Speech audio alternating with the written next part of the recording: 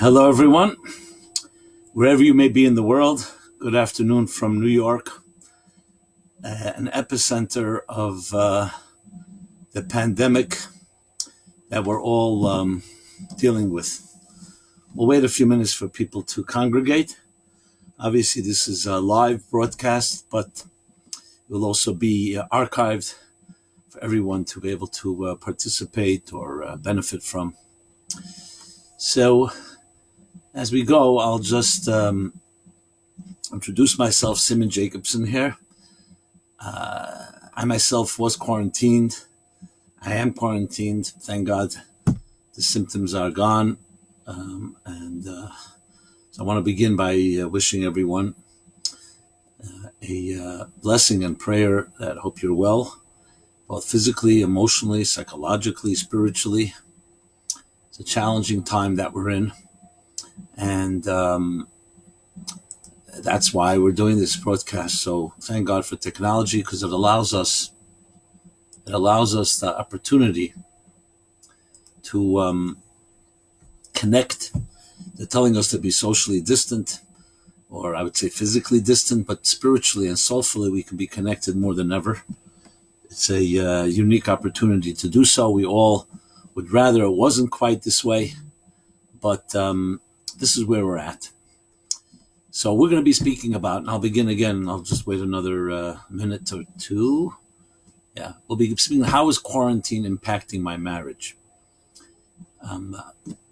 Because the fact being that we're all now so-called a claustrophobic state, secluded or isolated at home, quarantined.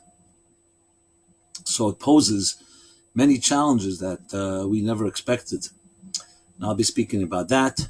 As I said, I'm still just loosely talking about the ideas that we'll focus on. We'll formally begin in 1 minute. Just again, because of Facebook, you wait till people get their notices and so on. Again, for those of you that are entering, I welcome you, Simon Jacobson. I'll be speaking about how is quarantine impacting my marriage. And this is both live and will be archived, so you can view it at your convenience. While another 30 seconds when we'll begin formally, while we do that, just share a feeling. A few weeks ago, nobody could have predicted such an upheaval and upending, disruption, destabilization, all the different words you like, to literally every human being on earth and every sector of society. And I feel I've been trained for a time like this, which is to rise to the occasion and not. We have two choices. We can either cower in fear and retreat, or we rise to the occasion and we show leadership and courage and strength and love. And I can tell you, I see it from myself and from anyone out there, those that are helping others, those that are serving, are able to really thrive even with the challenge. Those that are busy just listening to the news and fretting and panicking over what can be and where is this going to go, bitter or upset or frustrated that my life has been disturbed, are having, quite frankly, much more difficult time. So we're all in this together, but our attitude is a critical component. So I hope that was just, as I said, a little warm-up. So let's formally begin now. So we'll be speaking about how is quarantine impacting my marriage. So welcome to everyone, one and all, wherever you may be in the world. Technology allows us to connect and unite. And I want to open up, first and foremost, wishing and hoping and praying that all of you are well, physically, emotionally, psychologically, and spiritually. Those that, God forbid, are suffering from the virus, and some more than others, may God send you immediately a complete and speedy recovery. You should have no more aggravation, and the rest of us, God should protect everyone, wherever you may be. And obviously we have to be prudent and practical and listen to medical authorities, even those of us that follow rabbinic authorities. Rabbinic authorities listen to medical authorities. to the letter of the law, even beyond, because this is danger. And even though many of us will get through it, but there are many people at risk and we don't know who is. So it's a very unique situation. I just wanted to open up with that. I'm not going to address the medical issues. I'm not going to address the health issues. I'm going to address the psychological issues, and specifically in the context of relationships. This is a situation that is unprecedented. I would even say this may be the defining event of our lives. Just a month, 2 months ago, somebody would have predicted something like this. Impossible. Even the biggest science fiction films don't necessarily even envision something affecting literally 8 billion people on this planet, every sector of society, the economy, travel, our summer plans, all our plans, schools, education. I mean, you name it. So suddenly we're left, I would say, vulnerable. We're left like naked in a way, because all the schedules and routines and patterns and plans, our calendars, are all upended. You can't do any of it. People plan going to a restaurant, or they're going to a summer vacation somewhere, or they're to performing arts. I can tell you, I'm in New York. It's a ghost town. Everything is closed, and for the right reason.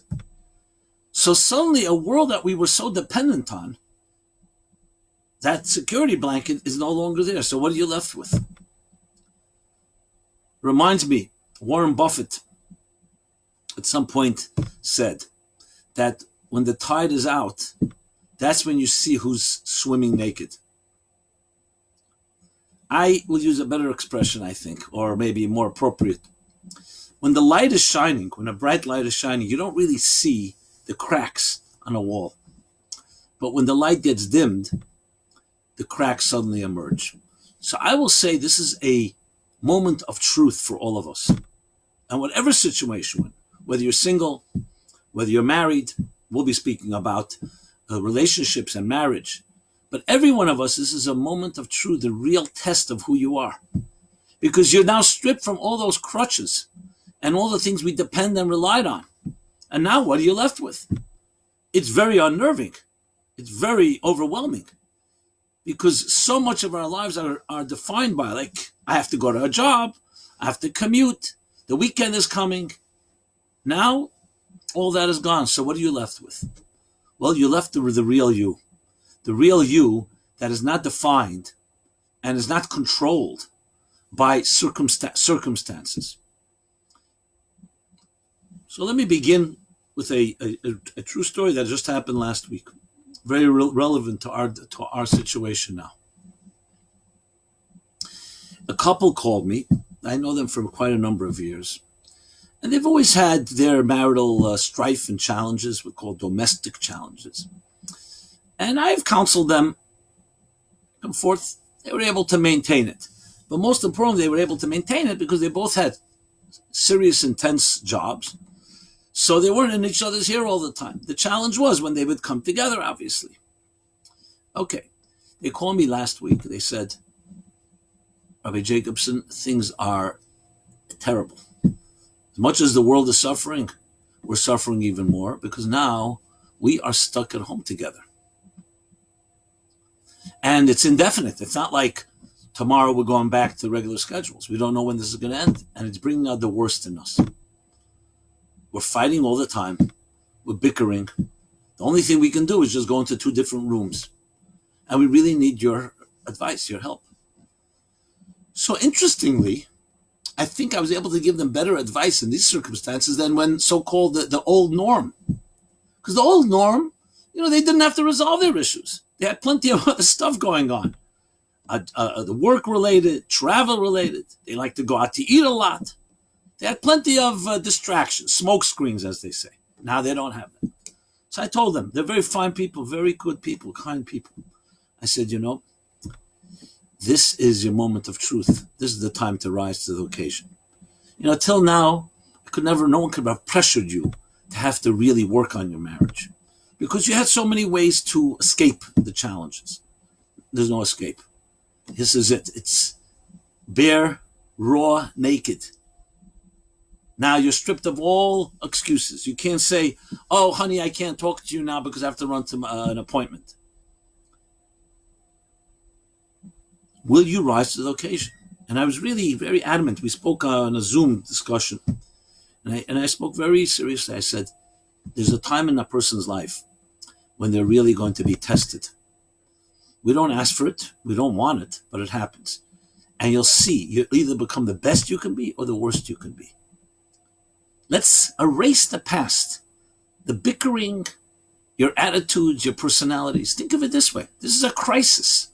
If you were right now in the Holocaust, and God forbid tomorrow you may be led to the gas chambers, and I didn't mean to be that harsh, but I wanted to just make a point. You're going to start bickering about where you squeeze the toothpaste from, the middle of the tube or the edge of the tube, or other nuances or quirks that each of you have. You leave your clothing around and other stuff. Obviously, the issues are deeper than that. And, I think I got through to them. Why? Because you have to realize we are so stuck and trapped in our routines, we hardly ever have the opportunity to really look at ourselves in the mirror. Who are you really like when you don't have all those conventions, those crutches, the structures of life? But we also need tools. So here we are, the test of our lifetimes. Now, obviously, people who have very good marriages, this is also a challenge because there's something healthy about space. Even through people who love each other 24/7, it's important that they not be on each other's backs or each other's right in their own proximity all the time. We need lives. We need space. Whether it's social life, whether it's work-related, whether it's entertainment-related. It's important to have space because any healthy relationship consists of two elements. One is closeness and intimacy, and one is space and boundaries. I'm not going to call it distance, but it is a form of space because a relationship where your individuality is compromised because it's annihilated in the presence of two people, of the love that you have, is not a healthy relationship.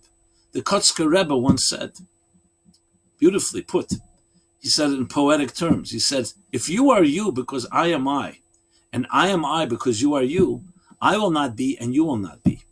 But if I am I because I am I, and you are you because you are you, I will be and you will be.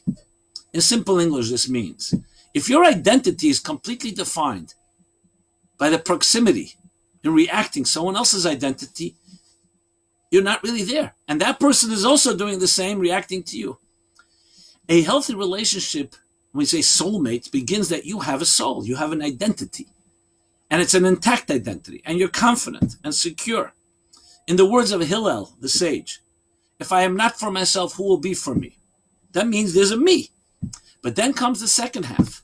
A relationship that just you and everybody else has to serve you is not a relationship. Comes the second half that says, if I'm only for myself, what am I? We complement each other. But if you don't have your own identity and it gets overwhelmed or submerged or annihilated in the presence of another, it may work for a short period of time. You have a relationship where one is very dominant, one is very passive. But a healthy relationship is two circles. And like that. If one swallows up the other, you don't have a relationship. Now, that may sound like a paradox. It is a paradox, but it's the paradox of all success. Look at nature. Do you know how many systems there are out there? Do you know how many structures there are out there? How many cells? Trillions upon trillions. What about in your own human body? Do you know how many different elements have to work together? Each is unique. Your heart, your mind, your liver, your lungs, your respiratory system, and other systems. Each has to function fully the way it was structured and to be a healthy organism. And at the same time, they complement each other. Just take a piece of food in your mouth. Do you know how many things have to work? Well, each one has to do their part.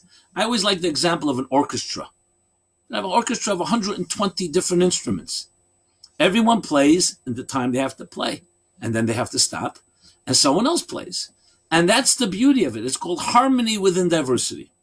Why am I elaborating? Because I think it's vital, especially today, to address what truly is marriage, what truly is a relationship.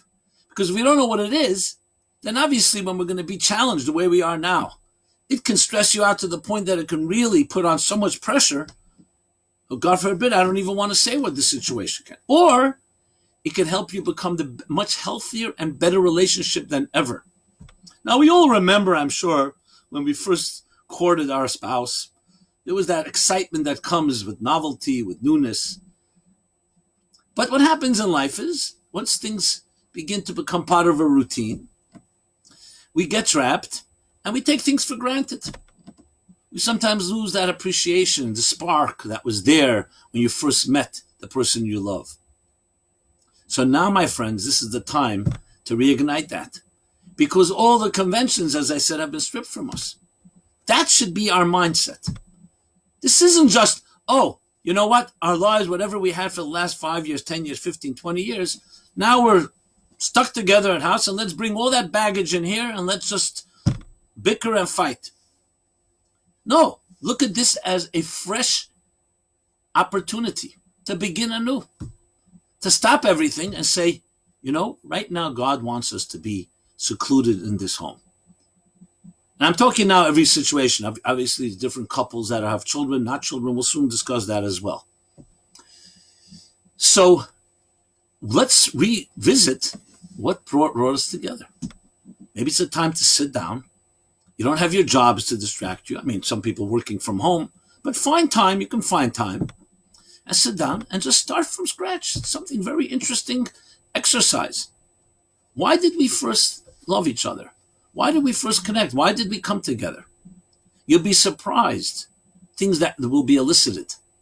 Because we have, precisely because we don't have all the distractions that we had a month ago, 2 months ago. So that's the first suggestion. Whether you're in a situation that is difficult or whether it's a situation that's good, this is going to help everybody. Because even people are very good intact marriages. Don't use this to say, you know what, everything is fine. On the contrary, now we have time to talk to each other, to look at each other. How many of us have stopped interacting because we're busy on our texts? Do you know how many people have told me, couples, I go to bed, my spouse is sleeping with someone else. I say, with whom? With their phone. And what about you? Me too. Another distraction. Now that, frankly, even with quarantine, we can't stop that because we're still addicted to our devices. But maybe this is an opportunity to go back into the Garden of Eden, Adam and Eve. You and Adam and Eve are alone. Hopefully with children or family, everyone in their circumstances. And just start from scratch. Let's talk about what we really believe in, what really matters, what our values are. And frankly, this is for all of us, whether you're single or married. Everybody needs to be doing this. A person who told me he works in the world of finance, he said to me, you always taught me that you have to cultivate your inner life. And I always told you, come back next year. You know something? Our outer life right now has been disrupted, has been upended. All we have is our inner life. So let's carry that now to our relationship. What do you think a relationship really is? Many of our relationships have unfortunately become stagnant because they become part of the routines. But a relationship is about love. It's about soul connection. It's about transcendence. Real love is not about my needs getting met. And today we see how needs don't serve you well. All of us that had all kinds of needs, you know, those needs are right now not being fulfilled. You can't go to your favorite eatery. You can't do many other things. Now's the time to give. And you know what's most natural to a human being is giving. And you know what's most healthy and natural to a relationship is giving. I remember a couple once came to see me years ago. They were having their challenges. And I asked them, so what have you done about it? Oh, we've gone to every type of therapy. What's happened? Most of it didn't really work. Did anything work? You know, you want to work with something. They said, yeah. There was one therapist, very good therapist. And she told us both to make 2 lists. We each should make our own list and started making lists. List from 1 to the 10 most important things that you need in a relationship, that you expect and want from your partner. Each one made the list. Now, make another column in that list and say how much are you getting from your partner in this area. So let's say it's the single one most important thing. 1 to 10 is number 1. What are you getting from your partner? Are you getting it fulfilled, number 1, or is it only a 10? Mark your partners filling those needs. And they did that. Then the next, show each other the lists. And what do you think you're doing for your partner? And let's compare what that partner thinks. Like let's say you feel you need every day your partner to tell you, I love you, and spend some quality time with you. And you don't feel you're getting that. Your partner feels, I'm giving it to you. So let's see the discrepancy, how far. Anyway, you get the idea. Let's talk. Her point was she wanted each of them to put themselves in the other person's shoes to be able to understand. Sounds like an interesting approach. And I said, so what happened? What happened was we were very enlightened. I thought I was really satisfying my partner's needs, and I realized he doesn't feel that way, or she doesn't feel that way. There were things I didn't think that were that important to him or to her, and now I discovered they're quite important. So I said, tell me, so why are we here if it worked? They said, well, we started having these lists. Every time something would happen, he'd call me at the middle of the day, or I called her. I would run to my list. 1 second, am I following the list? I said, it became so overwhelming. I kept on running to the lists, and it just became impossible. It wasn't natural. That's why we're here. So I said to them,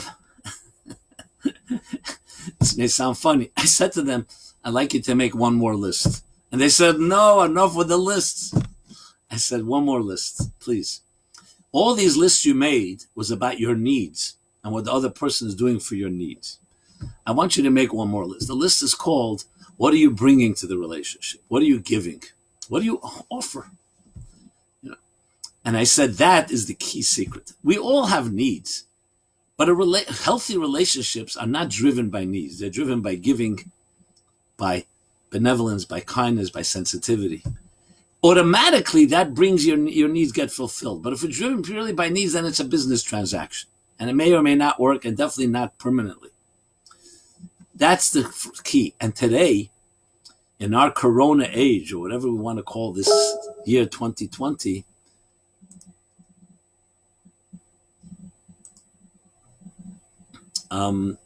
we are now clearly faced in a world of giving more than taking.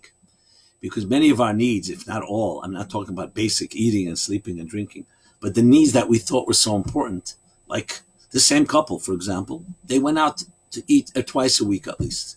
It was a way of avoiding their issues. But they also liked to eat, and they were different eateries and different types of foods and cuisines, and they were into that. Now they can't go anywhere. So what the opportunity now is can you look at yourself and what you really like? The natural human being is a giving human being. We've become takers. We become, I don't want to say the word narcissists, parasites. The story, the guy goes on a date. He talks about himself for 2 hours, and then he turns to the woman and says, okay, enough about me. Now, what do you think about me? Basically, 2 stages of narcissism. First, he talks about himself, and then he thinks he's being benevolent. I'm giving you time to talk, what about me?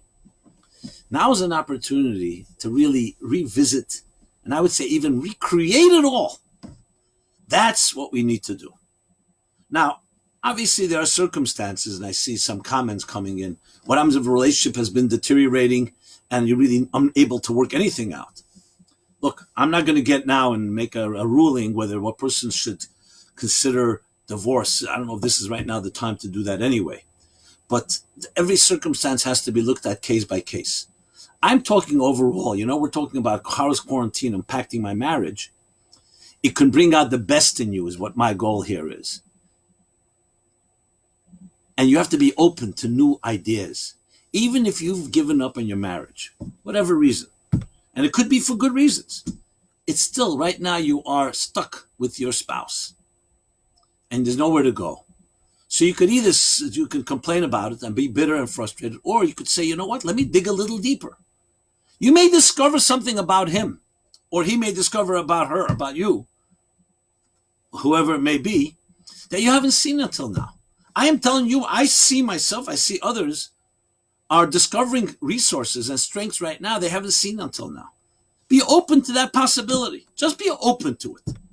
Remember, all growth comes from you being open to possibilities that you're not aware of. And frankly, again, this is coming with tragedy and loss and aggravation. Frankly, the situation we're in is a gift in a certain way. Not a wanted gift, an unwanted gift. What's the gift? The gift is it's forcing us to look at ourselves in a new way. Remember, comfort zones and security blankets are very comfortable. That's exactly what they're called. But when you're not in your comfort zone, that's when you become innovative and creative. And that's when you grow. You show me any growth in life, any excellence, and I will show you how it was preceded by some type of discomfort, some disruption. Look at how a chick emerges from an egg. Why does the egg have to crack? Why does a mother have to go through birth pangs and pregnancy pains to give birth to a new child? Why does a seed have to deteriorate in the ground before it blossoms into a beautiful plant? Why is creativity a child of frustration? Because whenever you want new and something new, there has to be shedding the old skin in order to assume new skin. There's no compromise of that. There's no way around that. What do they say about is insanity? Insanity is doing the same thing, expecting different results. In the world of recovery, there's an expression, nothing changes, nothing changes. I like to put it this way. People want change. I want new. People are always saying, I wish I had change in my life. I want something new and fresh. So my answer is, okay, how do you expect that to happen? What do you plan to change to cause that to happen? I want it to happen. You know, we live in a world where it's a commodity world. I press a button, Amazon Prime, I have it in an hour. So I always tell people, listen, if you think what you thought, and you say what you said, and you do what you did yesterday, tell me what is going to be the result. What are you going to have? So it's a mathematical certainty. You're going to have what you had. You think what you thought. You say what you said. You do what you did. You're going to have what you had. And you want something new. And then there are times in life when we don't want it, which is usually what they call experience, is getting something great that you didn't want. The man with money meets a man with experience. What do they say? The man with the money, with the man with experience ends up with the money, and the man with the money ends up with experience. Now we've been thrust into a new reality. All those comfort zones and all those crutches and all those routines are out the window. Everybody's saying, I wish it returns tomorrow the way back. Well, wishful thinking. It should return back and everyone should be healthy and that should be over. But I hope that our newfound awareness does not leave us. So what is this opportunity? It's all been stripped. So now, yeah, you could say, you can just become nostalgic and say, I want my past back. I want my routines back. I want those crutches back. Or you can say, hey, grow up. Let me grow up and let me see what I'm really made of. What am I like when I don't have all those escapes? This is that moment of truth. So when things are taken from us, that's when new openings happen. I can say without hesitation that this corona, the age of corona, can create literally a revival of reigniting the spark of true romance and relationships and love. But you have to allow it in. If you resist it by saying, I just want them old, I just want my old back, my past. It's like people who become addicted to toxic air.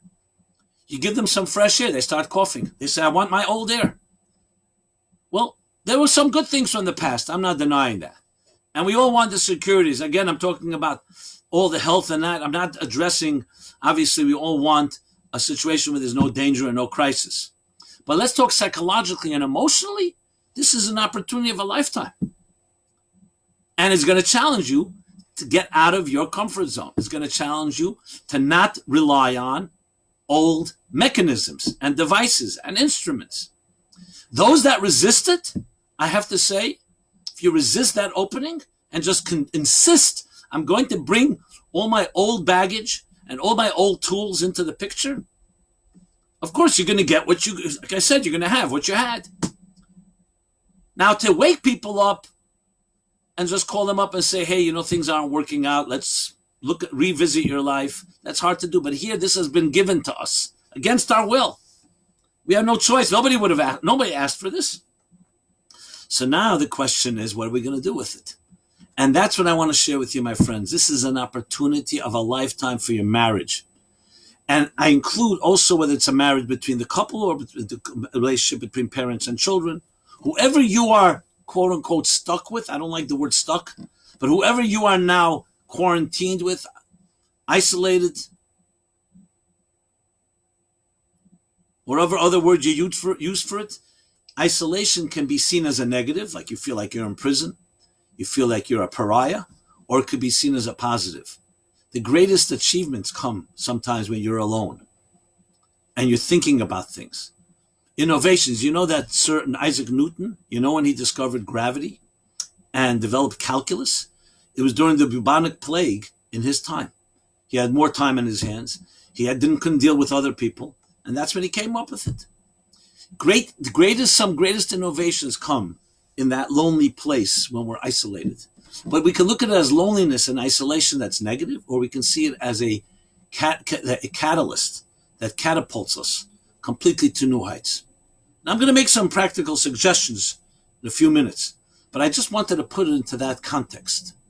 So yes, we're now in a situation, whether you have a loved one that you have a good relationship, or you have a loved one that's not such a good relationship, that may have been estranged, or there's a lot of stress and challenges. This is an opportunity, I repeat, of a lifetime.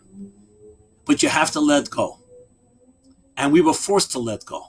We were forced to let go of all the things we thought we can control. And that brings me to a key element in love and relationships. We gotten spoiled, let's be honest.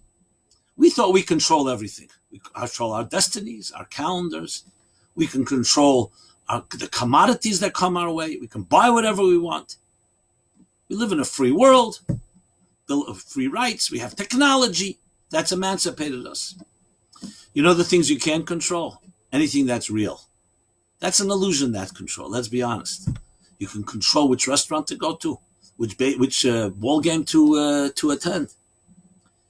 Real control, when it comes to things like love, truth, transcendence, spirituality, purpose in life, and I'll use faith, God, all these things are not in our control. You can't control it. I mean, we'd love to control love. People love to control. But they're imposing a completely unnatural force. You know what love is? Celebrating your vulnerability. Vulnerability, people hear that word. I don't want to be vulnerable. It sounds very harsh. It's a hostile world. If I'm vulnerable, I'll be attacked. That's why we develop defense mechanisms. Armor to protect ourselves because we've been hurt. But there's some beauty in vulnerability. If you're with someone that you love and they love you and you can trust them and they trust you, celebrating vulnerability is the essence of true love. It means you're just comfortable. You don't have to be working overtime and maneuvering and putting on a mask and a face and pleasing and expecting and trying to gain someone's favor. It means you can just be yourself. You know who's most vulnerable? Children. Healthy children. It's only parents that can mess them up. But children are completely vulnerable, defenseless, impressionable. And if they're growing up in a good environment and their parents are giving them unconditional love and validating them, now, definitely not the opposite. Invalidation, abuse, absenteeism, criticism. What happens? The children, like flowers in a garden, flourish. They thrive. Their vulnerability actually works for them. It doesn't work when it's a dysfunctional environment. So now we're vulnerable. We are vulnerable.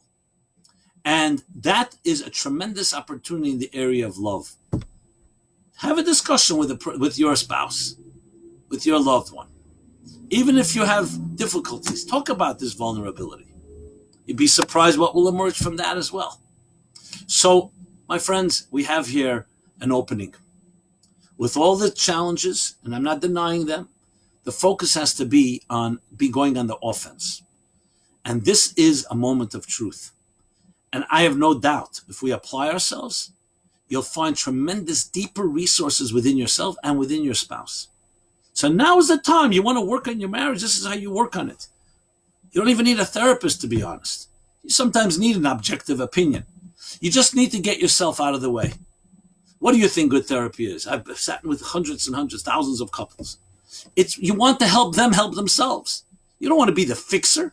Like a good doctor. Any good doctor will tell you, I'm not a healer. The human body has a natural immunity system, has natural healing properties. I'm a facilitator. If there's, God forbid, a virus, as we're seeing now, an infection, a bacterial, whatever it may be. The body has what it needs, but sometimes there's an impediment. Sometimes the virus or the disease or the illness doesn't let the immunity system kick in. So I need to get rid of the blocks to make the person able to heal. The same thing is with love. A good therapist, a good counselor, a coach, really what they help do is somewhat mitigate the subjectivity, the blind spots. But the best possible thing is to get two people to dig deeper. Sometimes they're trapped. So I'm suggesting now you have the opportunity because it's a new reality. It forces us all to be more vulnerable. Do you know how many couples, for example, suffer from, because one of them is macho, doesn't want to show I have any weakness. No problem with me. The problem is with you. I think today everybody's somewhat a little bit humbled and can say, no, you know what? I have challenges too. There's nothing wrong that all of us have some fear and concerns. There's nothing wrong saying, my entire life schedules and dependent the devices are no longer there for me, at least for now. And it's an opportunity to use that humility to open up, because it's the secret to all growth, is humility, to be able to hear another perspective.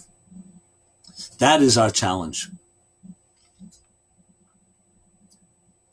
So let me suggest now, use the continuing time we have, like some real practical suggestions. I mentioned before needs and giving. I would suggest to any couple, and I'll address the children issue a little later, even though that's not the focus, but we need to take that into account, is to make time to speak to each other. This doesn't have to be hours upon hours. It doesn't have to be a marathon. That can sometimes be draining. Make half hour, 15 minutes, sit down and speak to each other. Maybe it's time to just ask each other a simple question. Tell me things that are in your mind, your concerns. Now, we have many concerns today. Just let the other person speak and don't cut them off. Let them speak. Don't give advice. Don't disagree. And then let the other partner say the same to the first partner. Please share. Just let people speak. Listen. You've heard probably the Deborah, she wrote the book called How Men and Women Speak. Deborah Tannen. There was a best-selling book called Men from Mars, Women from Venus. It was a little more popularized, but Deborah Tannen, I want to just share an exchange she shares. She talks about men and women. Man and woman, husband and wife. Husband comes home from work, says to his wife. His wife says to him, honey, how was your day? One monosyllabic answer. Good. Which she said yesterday and the day before and all the way from the beginning of time. And how was your day, honey? He says to her. And she goes into all the details. This morning, I finally decided to give it to my boss, who's always been oppressing me.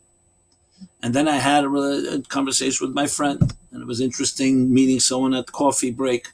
And she's sharing her social entertainment. And obviously, in his good old style, everything she says, he's giving her advice. I always told you to tell your boss off. This friend is not a good friend, and he's giving advice. She's sharing. Okay, finished. They go out to dinner. Obviously, it's not an event in these weeks. They go out to dinner with friends, with another couple. They're sitting at dinner. Suddenly, he opens up. He comes alive. He starts saying about all his conquests of the day. How he made a big deal. How he outmaneuvered somebody else. How he did this, then he did that. Every accomplishment of that day. Now, you can imagine his wife is sitting there. The more he's sharing and the more everybody's so animated and with all the drama, the angrier she's getting. Why? Because he told her one word, good. And here he's sharing her life with their friends. Anyway, at some point, the air is so thick with her silence and her angry silence, everybody realizes there's a problem. And she whispers to him, let's walk out a moment. They go to the powder room or whatever you call it. She says, I want to go home. I want to go home. Why? We're having such a good time. The entree didn't even come yet. We're having great conversation. She says, I want to go home. She doesn't explain a word. Because every time he's not responding, she gets even angrier. He's clueless. What do they say? A computer, some people say, is male, not female. You know why? Has a lot of data, but it's clueless. Okay, she says, I'm going home. You want to go with me or you want to stay alone? He realizes this is serious. He has no clue. On their way home, it's a deafening silence, which, as we know, sometimes can be worse than words. They get home and he says, what's the matter? What happened? And he's convinced something's the matter with her. She's in a bad mood. Something happened. Anyway, right here it ends, and they can go two directions, Deborah Tannen writes. One direction, that's it. They get over it, and then it happens another 50 times in the next few months. And it's like a Cold War. We agree to disagree. He never gets her. She never gets him. Or they can have a conversation. And what's the conversation? He says to her, tell me, honey, what's the matter? And she says, I'll tell you what's the matter. When you came home and I asked you how your day was, you said good. I shared with you all my details of the day. You're giving me advice. I wasn't interested in your advice. I was just interested in sharing. You come to the restaurant, you suddenly come alive. I'm your closest person in your life. Why don't you tell me about all these conquests, about all these events in your life, all these activities? And he says, that's meaningless. We had to have a conversation. They're friends. What are we going to do? Sit in silence?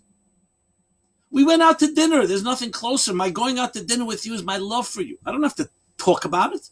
I don't have to share the day. And Deborah Tannen explains that men and women communicate differently because they bond differently. And as children, little girls bond by talking to each other. Little boys bond by playing with each other. War, games, and so on. Obviously, it's a generality. There are exceptions, but overall. So for a woman, speaking is not about, I'm speaking to you because I want your advice. For a man, speaking means, okay, you probably want my advice. Why else are you telling this to me?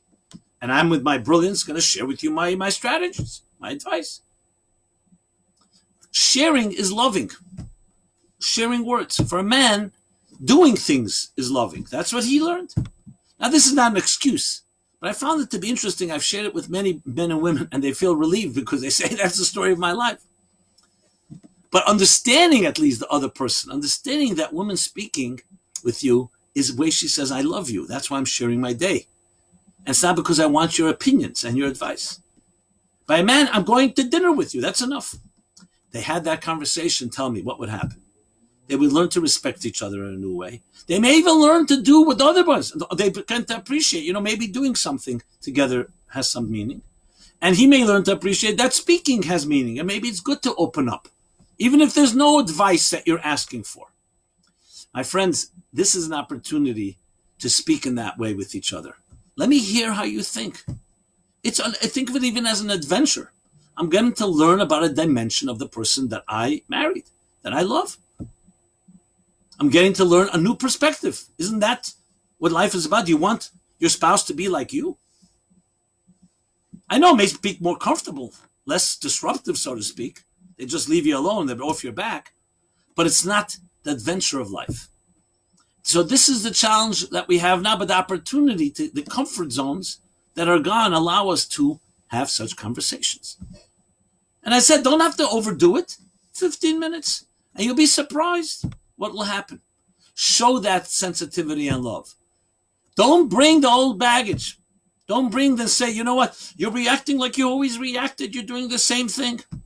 Both should decide to do this. And even if one of them slips, even if one of you slips, don't say, oh, since you slipped, I'm back to my old personality. You can point it out. Be sensitive.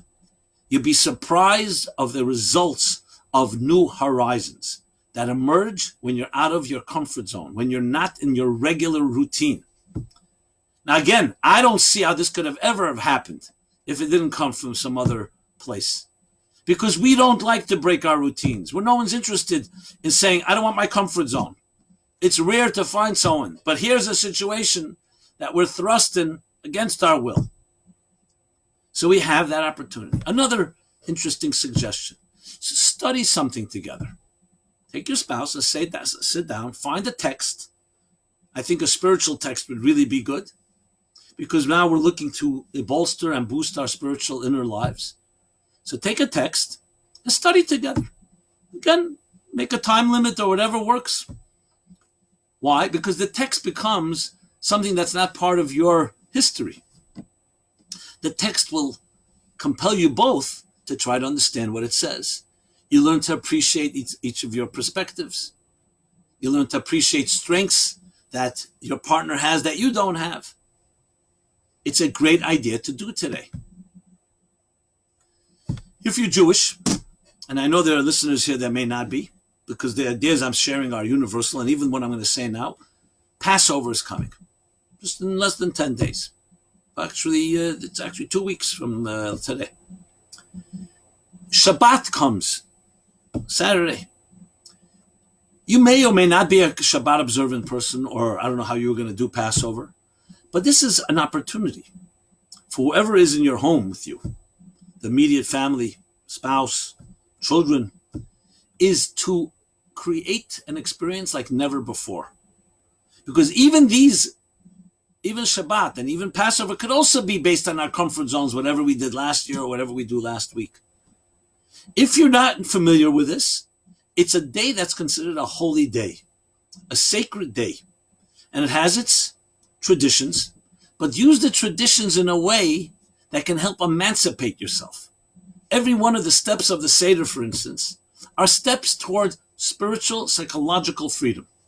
I'm actually creating something right now, which should be ready in the next few days, which is called 15-Step Soulful and Musical Journey of Healing, Growth, and Transformation through the Seder. Taking each step, like a 3-minute short video, you'll hear about it, we'll be announcing it, to exactly do that, to address the Mitzrayim, the challenges. Mitzrayim means constraints, inhibitions, fears, even panic. Every type of limitation that impedes your way, and we have many today, how to translate that into the Passover 2020 in the age of Corona. So these are tools, and again, they're universal. Tools that help us get to a place that we can't get to always on our own. So that's suggestion number 3, after the studying together, to use these days as exactly what they were intended to.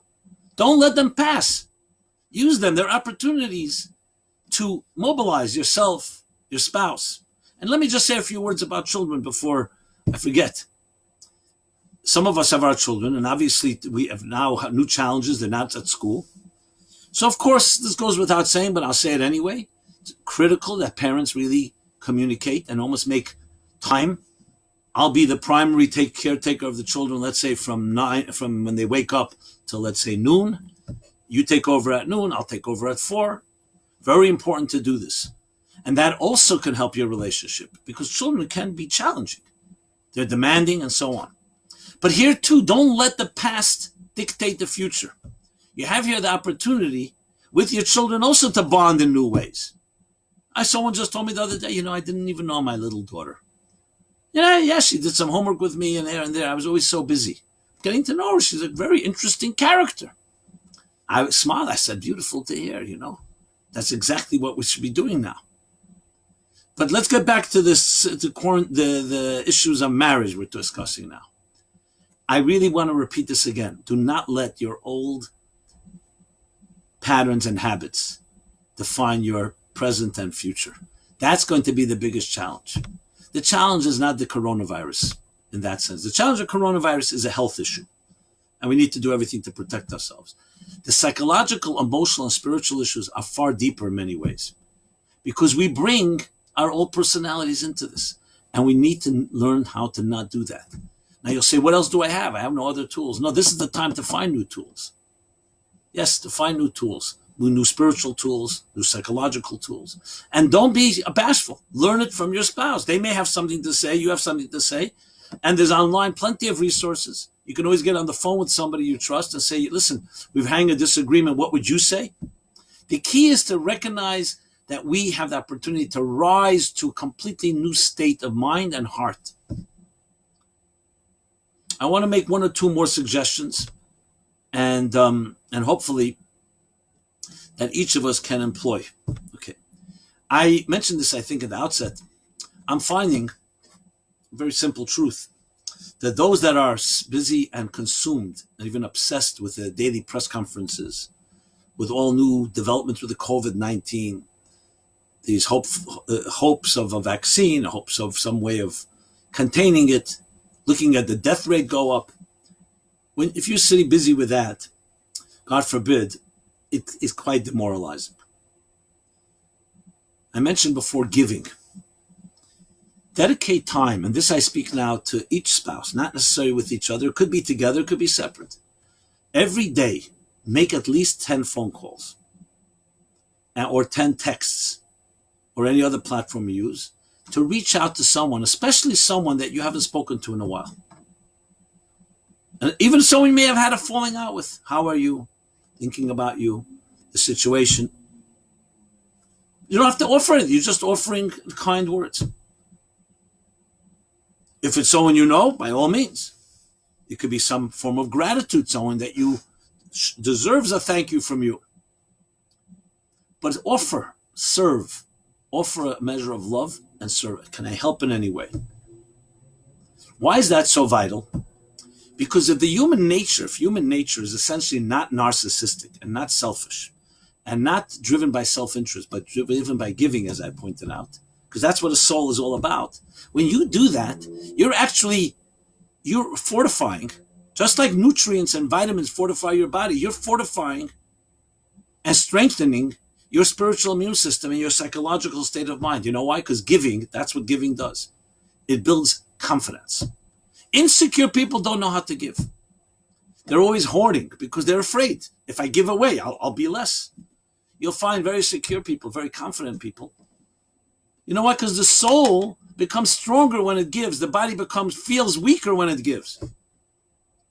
So it's a taker. Giving today is literally a healing agent. Giving gratitude, love, service, showing courage. Now, if you take that attitude now to your relationship with your spouse, the same idea. Be more giving. Be more helpful, more encouraging. Now you'll say, it's not my nature, or he's a bad guy. Why would I do that? Why would I reward his behavior? Well, you do it and it'll help you. Now the goal, of course, is the spouse should also do it. Of course, you could say, what happens in a situation that I'm doing it and my spouse does not reciprocate? They're just the same old SOB, or whatever word you want to use. So number one, I want to say that still that should not define you. Even if that person is unable to rise to the occasion, you should still be a kinder and gentler person. It's good for you, not just good for the family, for the spouse. Secondly, example has an impact. Sometimes you may be pushing the wrong buttons, being a little critical. Like you're saying, look how giving I am and you're not giving. That's not the lines to use, especially today. I would like to believe and hope.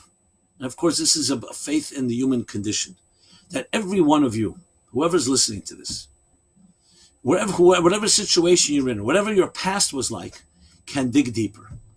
It's the mantra of my life. It's the essence of my life. I would not be able to live my life if I did not believe that.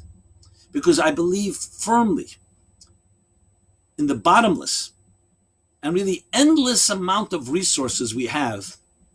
And going down the rabbit hole of our own souls does not have a limit. And you see it in times of crisis. You see how people rise. Suddenly they do things you never would have imagined. So yes, you can go with a very Freudian, Darwinian model and say, I don't expect much of people. People under duress become horrible, narcissistic, cannibalistic. And I don't mean that necessarily in the literal world. Look what people have done when they come to save their own skin. But you know what? Interestingly, look around what's going on. Yes, there are some exploiters out there. I see a wave of a surge of humanitarianism, of volunteerism, people sacrificing themselves. Now what happened? We suddenly change? No, because sometimes being naked and sometimes being vulnerable brings out that dimension. So the truth is, there's a deeper part within our soul we don't even know. Do you really believe that you're fundamentally a good person or a selfish person? I think many people think they're selfish people. They definitely think others are selfish. Well, I'm here to tell you, and I'm specifically quoting 3,800 years of wisdom. I mean from Jewish wisdom. It's universal wisdom. That taught a tremendous insight. That we are fundamentally good people. We're fundamentally selfless people. Giving people. But we have another side to us that can distract us. That's called the survival side, where we become selfish and we can become very destructive, self-destructive, and destructive to others. What do you think the Jewish people contributed to the universe? What do you think Abraham contributed 3,800 years ago as a pioneer? Exactly that. That we're essentially not selfish human beings, we're essentially giving people. It countered the pagan attitudes. But I remember reading just last week in the Wall Street Journal was an excellent article that we should learn from the Jewish nation of old, the biblical Jewish nation, how Passover, oppression, cataclysmic events turned them into a all-powerful nation. And I'm not saying this in a religious context. I'm quoting a verse in Exodus. As they were oppressed, the Jewish people under the bondage of Egyptian exile, they thrived and they flourished. That's a psychological truth, a psychological axiom that is essentially the cornerstone of every system of recovery and healing and growth is what? That you suffer, but you don't become a sufferer. The experiences you have in life don't define you. They happen to you. The events that are happening today in our world do not define us. Just because there's fear and panic and there's health crisis and there's death and illness does not define us. We cannot control what's going on around us, but we control everything what's going on within us and in our homes. And now let's apply that to marriage. If you have that attitude, then your attitude should spill over into how you look at your spouse. Your experiences do not define you, even if they're negative experiences. What defines you is your soul, your higher destiny, your higher calling. That's what we need to reach out to right now, reach into. That's why I suggested all the suggestions, speaking to each other, making time to study, giving, finding ways to cooperate. The list goes on. I'm sure if you use your creativity, and that's exactly what's expected now, you'll come up with even more ideas. That's how we rise to the occasion. Now you'll say, I don't believe in myself that way. Well, look, I'm here not to tell you how bad you are, but how great you can become. You know, they say when Nixon resigned from office, Watergate, so he walked by the big portrait of JFK at in repose, like that, he's in a meditative posture. And he whispered, this is Kissinger, I think, writes this in his memoirs. He whispered to the painting. He says, they love you. They loved you. They love you. Because you remind them of who they want to be. They hate me because I remind them of who they are. In a Hasidic expression, there's a similar expression that the Baal HaTanya, Reb Shneur Zalman of Liadi once said. That it's important that a person knows how small they are and how great they can become. There are many people who know how small they are. They're always knocking themselves. They're their own worst enemy. And then there are people who have illusions of grandeur. They only know how great they can become. They have no idea where they stand. We all need both. We've been humbled. So I think we know how small we are, how much we're not in control. But now's the time to also recognize how great you can become. Do not allow the clouds of uncertainty and unknown, and they're deep, to shape you. And the way to do that is to go within. The more you're in, interesting, soulmates. First you get to know your own soul for 20, 30 years before you meet a soulmate. Well, now's the time to get to know your soul and to get to know your soul of your soulmate. I understand some are going to have challenges. I'm not naive. I'm not just being idealistic. It's a firm belief in the human spirit, in the divine human spirit. We are not just humans. We have the capacity to go beyond our comfort zones, our challenges, and adversity can bring out the best in a person. In the words of the Talmud, you want olive oil, you have to press the olive. You don't press the olive, it doesn't produce oil. So we didn't want this pressure. We did not need it, but we have it. It is an opportunity, again, of a lifetime. It will never come again quite this way. 8 billion people. And we still don't know the exponential impact it's having on so many of us. We're just, I think, still in shock. People can't even wrap their head around this.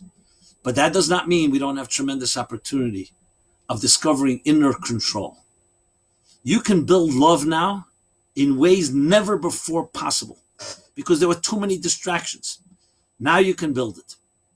So try it. What do you got to lose, as they say? What do you have to lose? You say, my pride? Well, certain things we can swallow. This is a crisis time. Try it. And you can rise to the occasion. I don't even want to mention the possibility how this can bring the worst out of people. But it's up to you. If you don't allow yourself to be open, everyone has to open themselves up to another perspective. And I believe the events happening now have pretty much forced that issue. So I want to bless you all, and God bless you all. Number one, to stay healthy and well and strong. Also emotionally and psychologically and spiritually. And use your situation. This is where we are now. Use that quarantine situation, wherever you may be, to build that inner life, your inner sanctum. Firstly, with your own soul, with the soul of your beloved, your soulmate, soul of your children, anyone else that you're in touch with. So as distant as we may have to be physically, spiritually, we can be closer than ever. And may this crisis create deeper love individually, family, collectively, and a community, and in the entire world. And that we could really say that, I don't want to say it was worth it, but that these cataclysmic events, this shakeup, this disruption, has actually given birth to a new reality. A new reality in how we love each other, how we appreciate each other, focus on our higher values, on what we bring to the world, not just what we take. That will never change. So when we go back to quote unquote normal, it should be a new normal, a brave new world. God bless you all. If you want to access more resources, please go to meaningfullife.com. We have a special Corona section, meaningfullife.com/Corona. I have a daily spiritual antidote that is really, I do a daily 3-minute video that you can easily subscribe to there. Go to meaningfullife.com, as I said. Other resources, programs like this and others, and be in touch. I feel this is our time to be the best we can be and connect, even though we're not in a physical room together, but our souls and hearts are together. So I really want to convey that. I love you all. I love each one of you. We're all part of one larger organism, one larger musical composition. You have to play your music for me to be complete. I have to play my music for you to be complete. So let's connect in an unprecedented way and stay in touch in the true way. Connect soulfully and heartfully. Again, God bless you all. Stay well. And it was an honor to share a few words. Please comment, share any questions you may have. I'll be happy to answer. Maybe we'll have a follow-up program. Maybe there are other ways to answer. But I can tell you I'm listening and want to listen. Be well and be blessed.